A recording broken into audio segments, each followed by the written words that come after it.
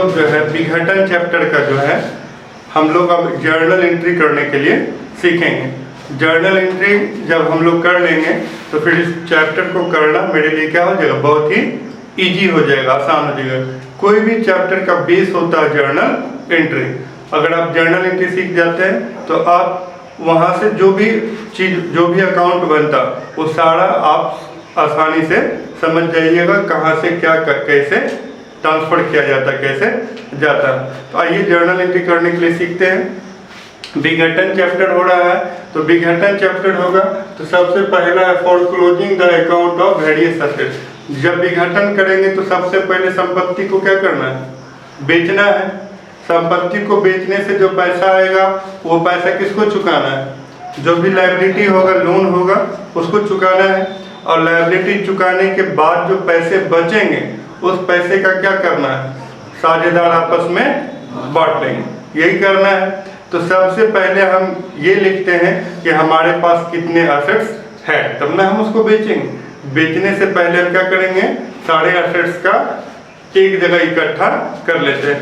तो पहला जो लिखा हुआ है for closing the account of various assets, जितना एसेट्स है उसका अकाउंट हम क्या कर रहे हैं, क्लोज कर रहे हैं। क्लोज करने का मतलब क्या होता है, बंद करना। क्लोज करने का मतलब क्या होता है, बंद करना। तो एसेट्स का जो बैलेंस होता है वो क्या होता है, डेबिट बैलेंस होता है। सभी संपत्ति का कौन बैलेंस होता है, डेबिट बैलेंस होता है। ऐसे भी आप समझ सकते हैं, मशीन खरीदते हैं क्या लिखते हैं, machinery account debit to cash account. Plant खरीदते हैं क्या लिखते हैं, plant account debit to cash account. Land खरीदते हैं क्या लिखते हैं, land account debit to cash account. जितना भी संपत्ति होता है सभी संपत्ति का डेबिट बैलेंस होता है। यहाँ हम संपत्ति को क्या करेंगे, बंद करेंगे। तो यहाँ पे हम उस संपत्ति का बैलेंस क्या कर देंगे, क्रेडिट कर देंगे। क्या कर देंगे, क्रेडिट कर देंगे, है ना। और क्रेडिट करेंगे सभी संपत्ति का बैलेंस। सिंपल है, कैसे करेंगे, क्वेश्चन जो आपको दिया रहेगा, क्वेश्चन में जितना भी एसेट्स रहेगा, क्या रहेगा, एसेट्स, संपत्ति साइड में जो कुछ भी लिखा रहेगा वो सबको हम यहाँ डाल देंगे। सिर्फ किसको छोड़कर लिखेंगे, कैश और बैंक को छोड़कर। किसको छोड़कर लिखेंगे, कैश और बैंक को छोड़कर लिखेंगे। तो लिखेंगे क्या लिखेंगे, लिखेंगे realisation account debit, realisation account debit, realisation account debit और to sundry sundry assets, to sundry assets, to sundry assets. Sundry इसलिए लिखे हैं कि जितना भी एसेट्स होगा क्वेश्चन के एसेट्स साइड में, क्वेश्चन के संपत्ति साइड में, सर क्वेश्चन मतलब बैलेंस शीट दिया रहेगा, क्या दिया रहेगा, बैलेंस शीट। बैलेंस शीट के एसेट्स में जितना भी संपत्ति लिखा होगा सारे संपत्ति को यहाँ पे दे देना है। इसीलिए हम क्या लिखे हैं, सन्ड्री एसेट्स। किसको छोड़कर लिखेंगे, कैश और बैंक को छोड़कर। जो भी लिखा रहेगा, फर्नीचर लिखा रहे, डेटर लिखा रहे, बीआर लिखा रहे, प्लांट लिखा रहे, जो कुछ भी लिखा होगा सबको यहाँ पे उतार देंगे। कहाँ से उतारेंगे, क्वेश्चन के एसेट से, संपत्ति साइड से। क्या लिखेंगे, realisation account debit to sundry assets account. कोई दिक्कत। अगला है for closing the account of various liability. किसका अकाउंट क्लोज कर रहे हैं, लायबिलिटी का। किसका अकाउंट क्लोज कर रहे हैं, लायबिलिटी का। लायबिलिटी का अकाउंट क्लोज करेंगे। लायबिलिटी का कौन बैलेंस होता है, क्रेडिट बैलेंस होता है। लायबिलिटी का कौन बैलेंस होता है, क्रेडिट बैलेंस। ऐसे भी आप समझिए, बैंक से लोन लेते हैं क्या लिखते हैं, cash account debit to bank loan account. Ram से लोन लेते हैं क्या लिखते हैं, cash account debit to Ram loan account. तो जितना भी लायबिलिटी होता है उसका कौन बैलेंस होता है, क्रेडिट बैलेंस होता है। यहाँ हम क्लोज करेंगे तो यहाँ पे क्या करेंगे, डेबिट बैलेंस। यहाँ उल्टा लिखेंगे, यहाँ कौन बैलेंस होगा, डेबिट बैलेंस। तो हम क्या लिखेंगे, लिखेंगे सन्ड्री लायबिलिटी। एसेट्स की जगह पे क्या आ जाएगा, liability, sundry liability account debit, sundry liability account debit और टू रियलाइजेशन। रियलाइजेशन का मतलब होता है वसूली। क्या होता है? वसूली। वसूली भाई ने वसूली खाता, है ना, वसूली खाता। वसूली मतलब ये हुआ कि जब हम व्यवसाय बंद करेंगे तो संपत्तियों को बेचेंगे और दायित्वों का भुगतान करेंगे। तो रियलाइजेशन का मतलब होता है, रियलाइज मतलब क्या होता है? महसूस करना। यहाँ रियलाइजेशन अकाउंट है, तो यहाँ पर हम क्या कर रहे हैं कि वसूली खाता बना रहे हैं, है ना। वसूली खाता मतलब ऐसा खाता जिसमें संपत्ति को बेचने से जो पैसे आएंगे वो सब नोट करेंगे और उसमें से लायबिलिटी का पेमेंट करेंगे और पेमेंट करने के बाद जो पैसे बचेंगे वो पार्टनर्स में क्या करेंगे? डिस्ट्रीब्यूट करेंगे, बांटेंगे। तो रियलाइजेशन अकाउंट बना रहे हैं। तो यहाँ क्या है? For closing the account of various liability. कुछ लोग अंग्रेजी देख के ही बिहार बोर्ड में घबरा जाते हैं, लेकिन बहुत सिंपल है, कोई खास नहीं है। Closing the account of liability, liability के खाता को बंद किया गया। लायबिलिटी दायित्व के खाते को क्या किया गया है? बंद किया गया। दायित्व के खाते को बंद करेंगे तो क्या होगा? Sundry liability account debit to realisation account. आगे है for realisation of assets. For realisation of assets, देखो ये दोनों एंट्री क्या किए? ये दोनों एंट्री में कुछ नहीं किए। क्वेश्चन में जितना एसेट्स है उसको यहाँ पे लिख लिए और क्वेश्चन में जितना कर्जा है, लोन है, लायबिलिटी है उसको यहाँ पे लिख लिए। पहले पता तो चले कि हमारे पास कितना संपत्ति है और कितना दायित्व है, तब हम संपत्ति को बेचेंगे, दायित्व का भुगतान करेंगे। तो सबसे पहला काम क्या होना चाहिए कि पहला काम ये होना चाहिए कि सारे एसेट्स जिसको बेचना है उसको एक जगह कर लिए और सारे लायबिलिटी जिसका पेमेंट करना है उसको एक जगह कर लिए। तो वही काम किए। जितना भी संपत्ति है यहाँ पे लिख लिए हैं और जितना भी कर्जा है, लोन है, लायबिलिटी है, सबको यहाँ पे लिख लिए। यहाँ ये कहाँ से आएगा? सीधा बैलेंस शीट उठाइए, क्वेश्चन के लायबिलिटी साइड में जाइए। कौन साइड में जाइए? क्वेश्चन के लायबिलिटी में। क्या लिखना है? ज्यादा दिमाग खर्चा नहीं करना है।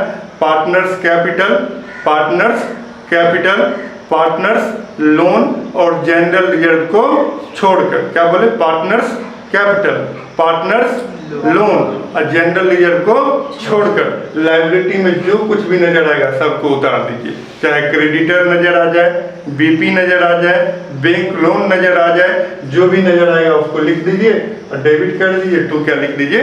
Realisation account. कोई दिक्कत? तो पहला संपत्ति को ट्रांसफर किए क्वेश्चन से, दूसरा लायबिलिटी को ट्रांसफर किए, दायित्व को ट्रांसफर किए। तीसरा कहता है for realisation of assets. For realisation of assets इसका मतलब होता है संपत्ति को बेचने से जो पैसा आया उसको यहाँ पे लिखना। रियलाइजेशन मतलब होता है वसूली ऑफ एसेट्स, मतलब एसेट्स को बेचने से। किसको बेचने से? एसेट्स को बेचने से। संपत्ति यहाँ लिख ली है, अब संपत्ति को बेचे। दायित्व लिख लिया, दायित्व को चुकाएंगे, यही करेंगे। संपत्ति लिख लिया, संपत्ति को बेचेंगे। तो बेचेंगे, संपत्ति को बेचेंगे तो क्या आएगा? संपत्ति को बेचिएगा तो क्या आएगा? कैश आएगा। नहीं, संपत्ति बेचेंगे तो क्या आएगा? कैश आएगा। यहाँ क्या लिखिएगा? संपत्ति बेचिएगा, कैश आएगा तो क्या लिखिएगा? Cash account debit to realization, to realization, cash account debit to realization. देखो यार, संपत्ति बेचते हैं तो कैश टू पर असेट्स लिखते थे, संपत्ति का नाम लिखते थे। फर्नीचर बेचते थे तो लिखते थे कैश टू फर्नीचर। मशीन बेचते थे तो लिखते थे कैश टू मशीन। यहाँ क्या लिखे हैं?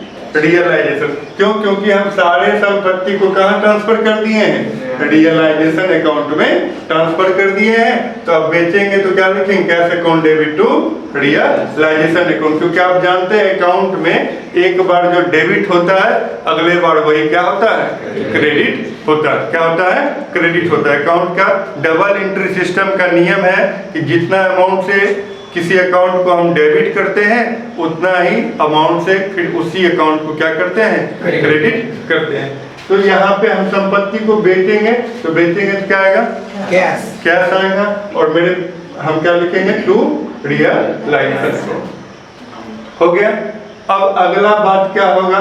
संपत्ति तो बेच दिए, संपत्ति बेच दिए तो हमारे पास क्या आ गया? पैसा आ गया। नहीं, अब पैसा आएगा तब क्या करेंगे? कर्जा चुकाएंगे, पैसा आएंगे, आगत क्या करेंगे, कर्जा चुकाएंगे। तो कर्जा चुकाएंगे लिखा हुआ, कर्जा चुकाने का काम यहाँ से करेंगे। यहाँ पे थोड़ा एक और काम बच गया। कभी कभी ये भी होता है कि कभी कभी क्या होता है, कोई पार्टनर जो है कोई संपत्ति को ले लेता है।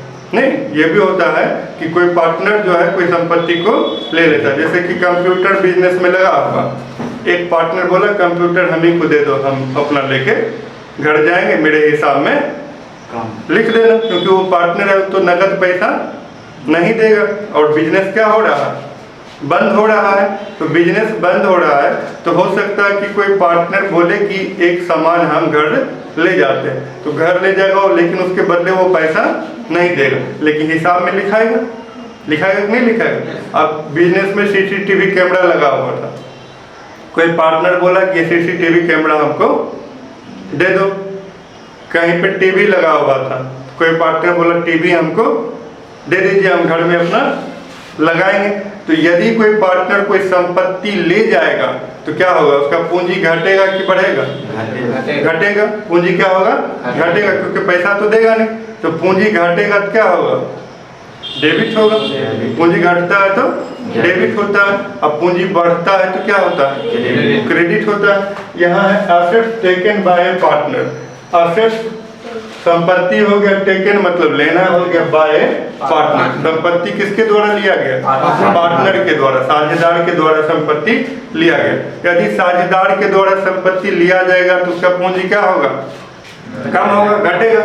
पूंजी घटेगा, क्या लिखेंगे, क्या लिखेंगे, partners capital account debit. Partners capital account debit to realisation.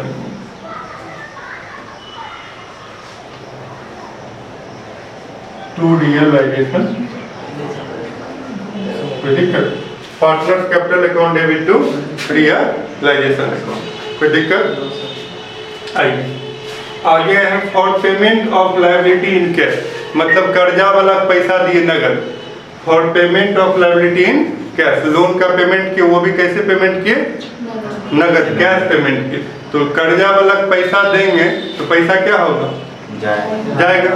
पैसा जाएगा, क्या लिखेंगे,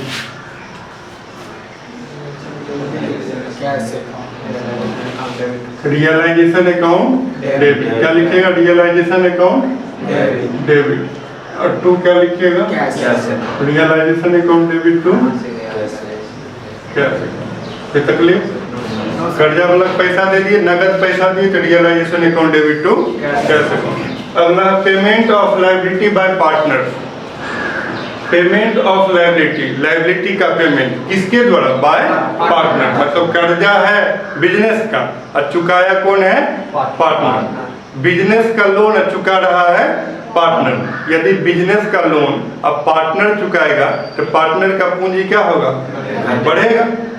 पार्टनर चुका रहा है, बिजनेस का लोन है, तो बिजनेस का कर्जा कोई साझेदार देगा तो उसका पूंजी बढ़ेगा कि घटेगा, उसका पूंजी बढ़ेगा, क्योंकि अपना पैसा दिया है घर से लाके, और लोन है बिजनेस का, तो उसका पूंजी बिजनेस में क्या होगा, बढ़ेगा। तो payment of liability by partner, किसी कर्ज का भुगतान साझेदार के द्वारा किया गया। तो साझेदार यदि कोई कर्जा चुकाएगा तो उसका पूंजी बढ़ेगा। तो क्या लिखेंगे, realisation account debit to partners capital account. क्या लिखेंगे,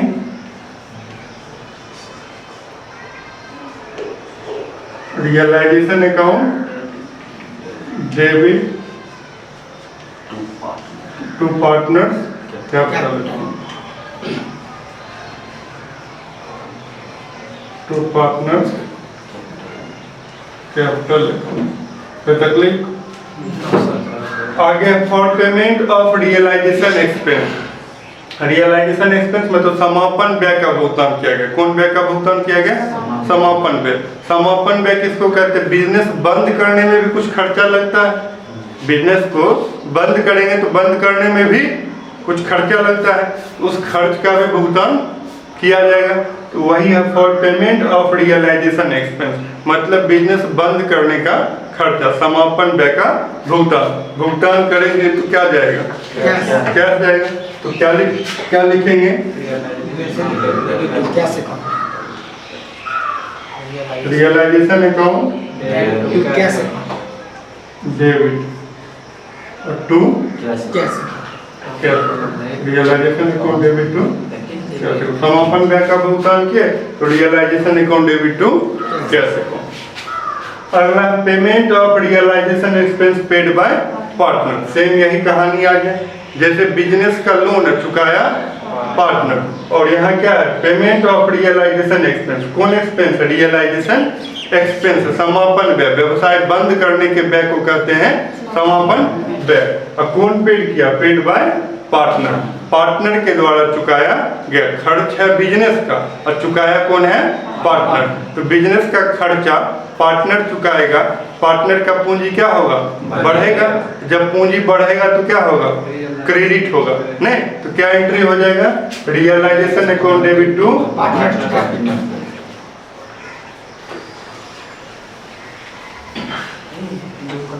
realisation account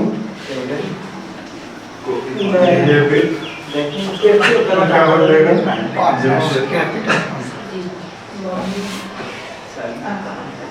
to partners capital. Realization account debit to partners capital account. इस तरह से हमारा 8 एंट्री कंप्लीट हो गया। 2-3 एंट्री और बचा हुआ, उसको भी बता देते हैं। देखिए ये जो एंट्री है इसमें क्या? In case of profit on realization, यदि रियलाइजेशन में प्रॉफिट होगा तो वसूली खाता जब हम बनाएंगे उसमें वसूली करने से यदि प्रॉफिट होगा तो प्रॉफिट होगा तो क्या होगा? साझेदार का पूंजी बढ़ेगा या घटेगा? प्रॉफिट होगा तो क्या होगा? साझेदारों की पूंजी बढ़ेगी, और पूंजी बढ़ती है तो क्या होता है? क्रेडिट होता है। पूंजी बढ़ता है तो क्रेडिट होता है। तो क्या लिखिएगा? In case of profit on realization. Realization में प्रॉफिट होगा तो पूंजी बढ़ेगा। क्या लिखिएगा?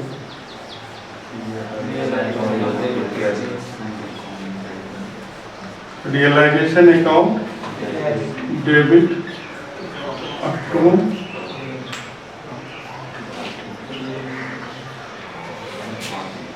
To partner capital account. To partner capital account. साझेदार की पूंजी बढ़ेगी। जो भी पार्टनर होगा उसका नाम लिखते हैं। ए और बी होगा तो ए कैपिटल और B capital. In case of loss, यदि लॉस होगा तो क्या होगा? लॉस होगा तो पूंजी क्या होगा? घटेगा। लॉस होगा तो पूंजी घटेगा। पूंजी घटेगा तो क्या होगा? डेबिट होगा। क्या लिखेंगे? उल्टा लिख देंगे। पार्टनर कैपिटल यहाँ क्रेडिट के, यहाँ क्या कर देंगे? पार्टनर कैपिटल अकाउंट डेबिट और टू क्या हो जाएगा?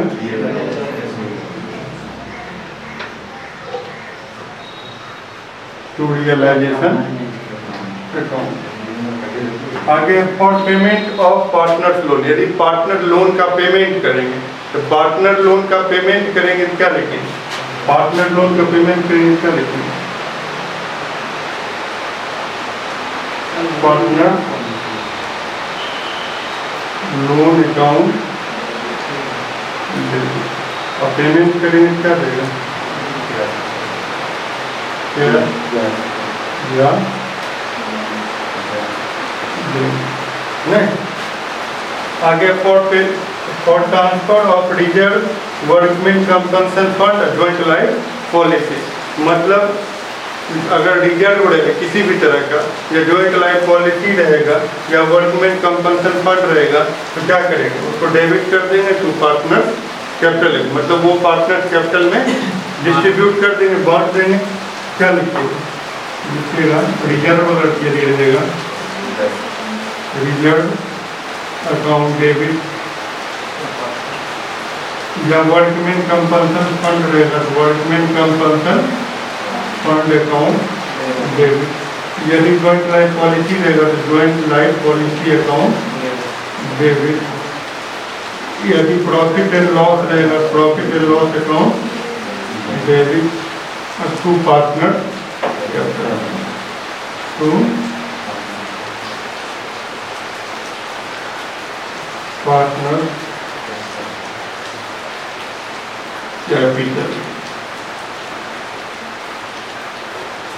पार्टनर कैपिटल, जो भी रहेगा, रिजर्व रहे, वर्कमैन कंपल्सन फंड रहे, जॉइंट लाइफ पॉलिसी रहे, प्रॉफिट एंड लॉस रहे, ये सब को डेबिट करेंगे टू पार्टनर कैपिटल। कोई दिक्कत क्या होगा उसको भी बता देते हैं। जर्नल एंट्री अगर आप ठीक से कर लीजिएगा तो चैप्टर करने में कोई दिक्कत नहीं होगी। तो समझ में आ गया होगा। चलिए, थैंक यू।